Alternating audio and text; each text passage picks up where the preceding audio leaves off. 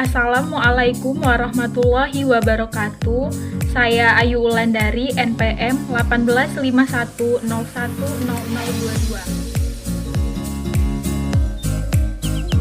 Nama saya Nadia Dwi Islami, NPM 1851010005. Nama saya Septina, NPM 1851010010. Model ekonomi sumber daya air bawah tanah atau groundwater. Neher pada tahun 1990 mengatakan bahwa depresiasi sumber daya air bawah tanah menyebabkan dampak ekonomi dalam 3 hal. Yang pertama, sumber daya air bisa menjadi langka melalui pemanfaatan yang berlebihan yang menyebabkan kolapsnya kanal yang bisa berakibat pada biaya ekonomi yang sangat mahal. Yang kedua, air bawah tanah diibaratkan uang di bank yang dapat menjadi cadangan pada saat curah hujan menurun akibat musim kemarau. Jika cadangan habis karena terdepresi, maka akan menimbulkan biaya ekonomi yang sangat mahal. Dan yang ketiga, jika ketersediaan air dalam tanah habis, maka biaya ekstraksinya akan meningkat. Kesimpulan dari ketiga poin tersebut adalah depresiasi sumber daya air bawah tanah atau penyusutan sumber daya air bawah tanah akan berdampak terhadap tingginya biaya ekonomi. Selanjutnya, model formal ekonomi sumber daya air bawah tanah. Misalnya, laju perubahan stok sumber daya air bawah tanah adalah dx per dt sama dengan x sama dengan g dikurang y, di mana x merupakan stok sumber daya air, g merupakan laju pengisian yang bersifat eksogenus, yang artinya tidak tergantung dari stok sumber daya, dan y adalah laju ekstraksi. Jika kita asumsikan bahwa sumber daya air tersebut dikelola secara privat atau oleh pemerintah mewakili publik, maka pengelola sumber daya air akan berusaha memaksimumkan manfaat sosial bersih atau net social benefit yang secara matematis ditulis sebagai berikut, di mana BY merupakan manfaat sosial yang diasumsikan bahwa manfaat tersebut meningkat sejalan dengan ekstraksi, yang artinya manfaat tersebut berbanding lurus dengan laju ekstraksi, dan CX adalah biaya per unit ekstraksi yang tergantung pada jumlah stok sumber daya air. Lebih jelasnya, mari kita lihat pada gambar berikut ini.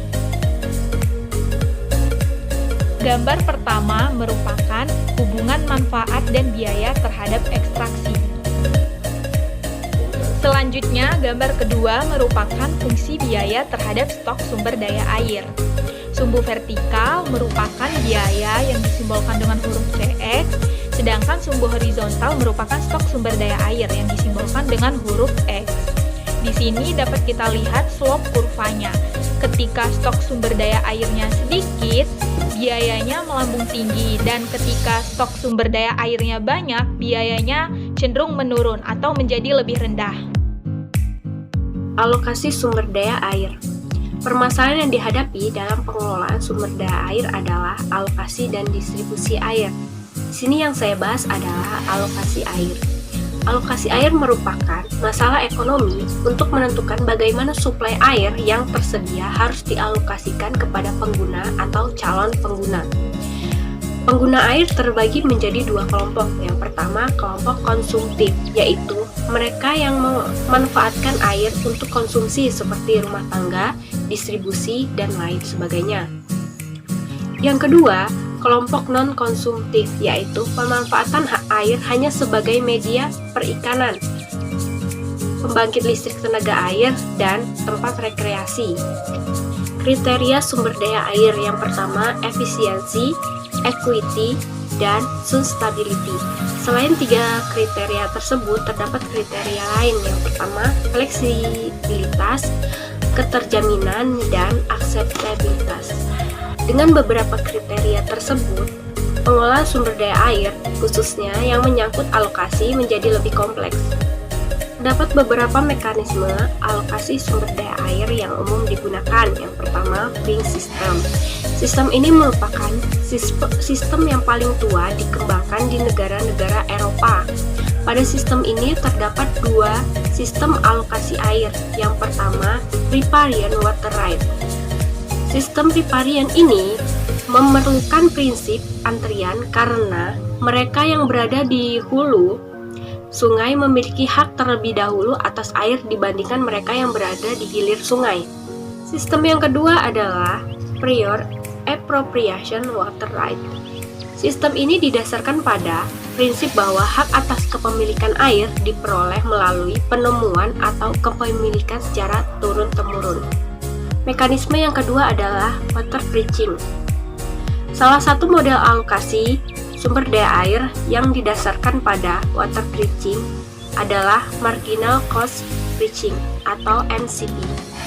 Mekanisme MCB didasarkan pada prinsip ekonomi bahwa alokasi sumber daya air yang optimal secara sosial merupakan di mana manfaat sosial marginal yang diperoleh dari konsumsi air serta dengan biaya sosial marginal yang dikeluarkan. Mekanisme yang ketiga adalah alokasi publik. Salah satu bentuk alokasi publik dalam pengelolaan sumber daya air adalah irigasi dalam skala besar, di mana pemerintah menentukan sumber daya air yang digunakan untuk sistem irigasi, kemudian mengalokasikannya berdasarkan sistem yang telah ditentukan. Bentuk lain dari alokasi publik adalah izin dari pemerintah terhadap pengusaha atau individu untuk memanfaatkan air di bawah tanah.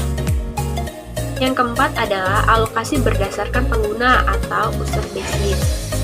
Salah satu karakteristik yang melekat kuat pada sistem alokasi ini adalah pentingnya peran kelembagaan, karena efisiensi alokasi ini akan sangat bergantung pada fungsi kelembagaan di tingkat komunal. Mekanisme yang terakhir adalah alokasi berbasis pasar atau water market. Salah satu sistem alokasi sumber daya air yang relatif masih menimbulkan kontroversi adalah alokasi dengan menggunakan mekanisme pasar atau sering disebut dengan water market. Water market pada prinsipnya adalah pertukaran hak dan pemanfaatan air. Selain aspek efisiensi dalam pemanfaatan sumber daya air, water market juga memiliki kelebihan, yaitu potensi manfaat bagi penjual dan pembeli akibat adanya pertukaran. Misalnya, adanya kemungkinan bagi penjual untuk meningkatkan ketersediaan air. Selanjutnya, kebijakan sumber daya air. Kebijakan sumber daya air. Kebijakan nasional pengelolaan sumber daya air disusun berdasarkan visi sumber daya air nasional yang dikelola secara menyeluruh, terpadu, dan berwawasan lingkungan untuk keadilan dan kesejahteraan masyarakat Indonesia, dan berpedoman pada 7 asas pengelolaan sebagaimana telah diamanatkan Undang-Undang Nomor 7 Tahun 2004 tentang sumber daya air, yaitu kelestarian, keseimbangan, kemanfaatan umum, keterpaduan dan keserasian, keadilan, kemandirian, transparansi, dan akuntabilitas. Selanjutnya, macam-macam kebijakan sumber daya air. Yang pertama, kebijakan umum. Kebijakan umum terdiri dari peningkatan koordinasi dan keterpaduan pengelolaan sumber daya air, pengembangan ilmu pengetahuan dan teknologi serta budaya terkait air, peningkatan pembiayaan pengelolaan sumber daya air, dan peningkatan pengawasan dan penegakan hukum.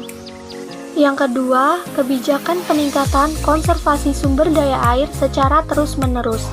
Kebijakan ini terdiri dari peningkatan upaya perlindungan dan pelestarian sumber air, peningkatan upaya pengawetan air, dan peningkatan upaya pengelolaan kualitas air dan pengendalian pencemaran air. Yang ketiga, kebijakan pendayagunaan sumber daya air untuk keadilan dan kesejahteraan.